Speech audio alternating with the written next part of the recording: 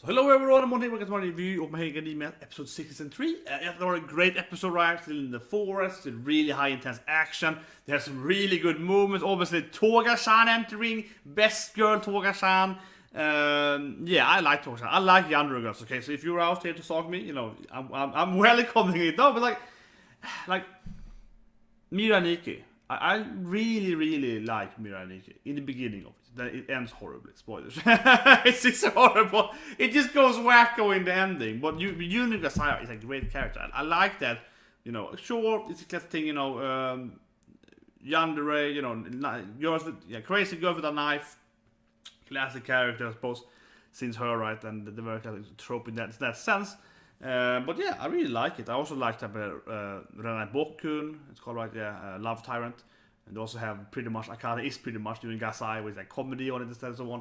But anyway, I think Toga-chan is a great character. And I actually really liked the moment there. She's lying on the ground, like, we're the same! You and me! We love! Yeah, I love that moment. You wanna be like him, right? You wanna be like that? Yeah, that moment was freaking awesome. And she's, because you see that Oshan Urakara, she's kind of like, considering it in a way. She's like thinking back to her. I want to be like Deku. I want to fight. I want to go in here. Of course, their version of being like the one you love is different, but there are some similarities. You can't trigger her. She's like, yeah, you think about that? Love? She stabs her. That's a great way to distract her too. But generally, that scene was really awesome. And I also like that she basically just beat Sue, right? She pretty much just nailed down Sue. They literally nailed her, yeah. First she got her blood, and then she threw her stuff and catch her hair in the tree. But yeah, she really dominated her into that.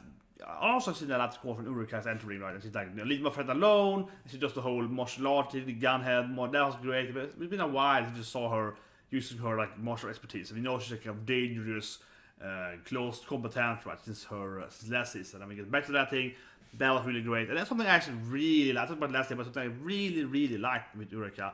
How her episode against Makio, it was my favorite episode. It's a great battle. And also great because her martial art thing is so good. She's like, I have this weird gravity power, which is really good to have gravity, right? But she can't like control gravity like many other guys can do in all other shows. But it's a pretty good power. But she was like, man, I have to learn martial art. I have to learn to actually fight, to be able to survive, you know, and she got to do the training and so on. So that was really good. And going back to that quickly there, she beat the Toga very easily. That was great, in my opinion. Really great. But then Toga gets to her with the mind attack there. Like, oh, you and me, girl. You and me, we're best friends now. And we have the same love interest. Woohoo!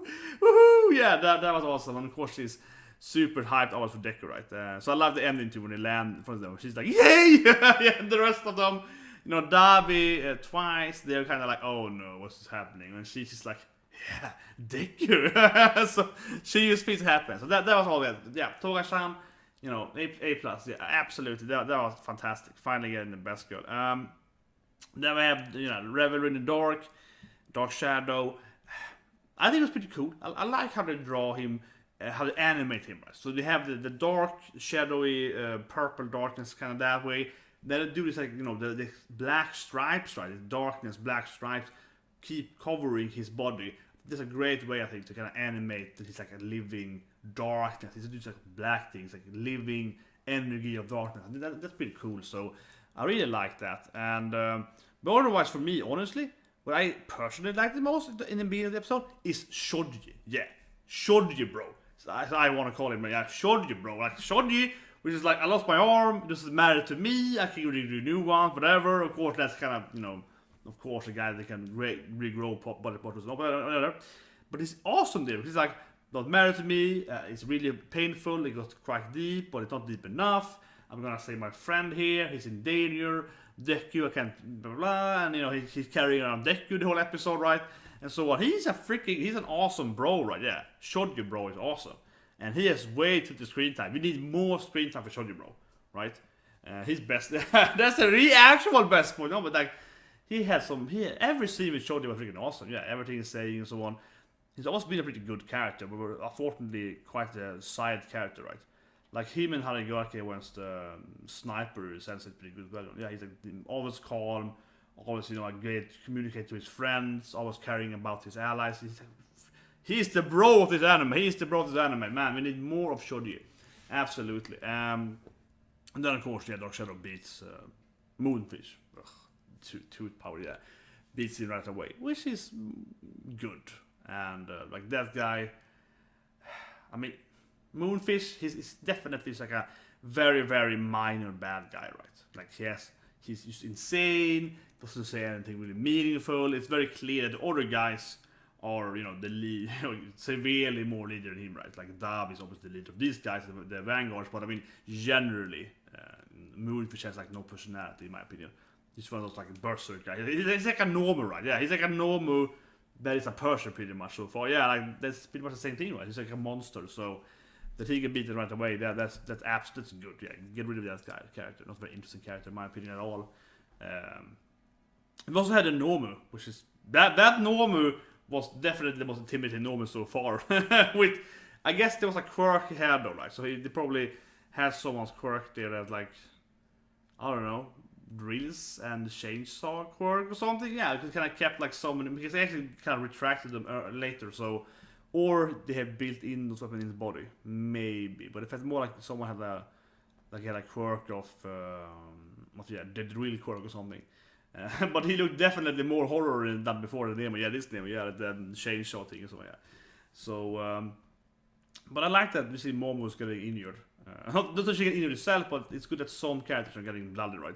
There is just like a freebie for the good guys, even if they have it off screen. It's also good we saw what's his name, Asawa, yeah, that he showed his quirk, kind of the melding quirk, so you can like meld stuff together. And she made a typical spider tracer, right? A tracer and put it on his back. Very typical Spider-Man was threw a tracer on people's back, right? So you could trace them. Yeah, so he did that stuff. That's pretty good. I like the scene. It was like a short scene there, but it showed that she's in danger. So she's just playing around, right? It showed that Nomu is really stupid, as we already know. So that's a good detail too, that the Nomu could kill them both easily, probably there. But it's like, nope, I have to go back. Yeah, because the Nomu always follows its orders, right? Yeah, it has like no actual understanding. So it's probably like, yeah, go out there and kill people, and then it's like, right, come back now, and then you should go back, regardless of how easy it will be to kill them, right? So that is a good detail, I think. And now to show some quirk and so on. Good, quick scene. Was it more? Well, I mean, generally, Toga was Toga was awesome. Yeah, Toga was awesome. Well, yeah, there was twice. Oh yeah, no, I remember. Yeah, sorry, no, I remember. The last thing I was talking about, yeah, Naval laser. Yeah, no, I remember. I was like, there is one more character. Yeah, Naval laser. Aoyoma. Yeah, I was like, oh, Naval laser. That scene to me, it makes perfect sense. It makes perfect sense. That is exactly his characterization, right? Naval laser is a kind of a cowardly kind of side character. He's never been in an actual battle. Like he's done some shooting stuff, but he never really did anything against villains, right? He's never been really foreshadowed as the guy that's gonna enter and be like, yeah, this is yeah. He's just kind of like, I wanna be a hero. He doesn't have the drive. I would say the Minetta. Of course, I like Minetta, but I would say Minetta's a better drive. Minetta is like, I want some pies and I want some he's Minetta's kind of the perverted, but he has a drive, a goal. Right? He will be famous and rich, and he want to get all the girls right. That has that right. Decky want to be he want to be a hero, but it's a little more pure. But they have at least a motivation. But Naval is always be kind of like, I just want to be a hero because it's like, yeah, I want to be sparkly or something, which is, yeah, and that's a lack with him. I mean, if his motivation was work, I want to be the most like famous hero or the most renowned, charming hero or something. That would make more sense to me if he had like, this drive of coming that. But he's kind of like there, right? He's kind of like, I want to be. Look at my. I mean, I like him as a release. I love the moment. He's like, look at my cape on my desk. How do you look at my cape? And that scene is awesome. He's funny, but I kind of wish here that he would actually man up here and be like, well, I'm gonna, and he gets like a very short flashback there, like a minute flashback. He's like, I also want to be a good guy, or like a combination of I want to be this, glittery, famous, fabulous guy. On the same time, I also want to save people. I want to save my friends. So I wish he would have done a little thing like I want to save them. I'm gonna blast this guy in the back and run away, or shoot percent away, right? Something like that. But he did nothing, which fits his character perfectly. So I'm not disappointed at all. Actually, I mean that it makes sense. It makes sense. I just wish he had a character development. I wish he had a character development point. He would be like, well, actually, I am this fabulous guy. I want to be famous, but I also want to protect my friends. They are my two monashi's. I want to save my nakama, and I want to do something with it. Yeah, but he didn't. So he stayed the same. So it's good. He's a supportive character. Yeah, but there was a moment there where he could have some more. He could have grown as a character, right? But it's like nah. But I don't know how I feel about it. On the same time, I do like in a way that he didn't do it, because it means that he still is like, you know, pretty mediocre, bad, you know, side character that they shouldn't care about.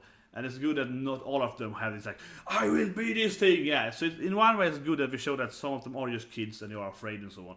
So in one way it's really good, like it's on a logical way it's really good, right? Yeah, but on like a kind of narrative hero way, I kind of want him to be more than just a comedic character. I suppose something like that. Maybe. So and I'm a little torn about it. I like it, and I also don't like it. So I'm like a little perplexed if it was a good scene or not. Yeah. I'm thinking about it. I was like, man, yeah, I'm kind of like 50-50 on it. I mean, some parts I really like about it, some parts I really hate about it. But anyway, hope you liked this review, and I'll see you guys next week.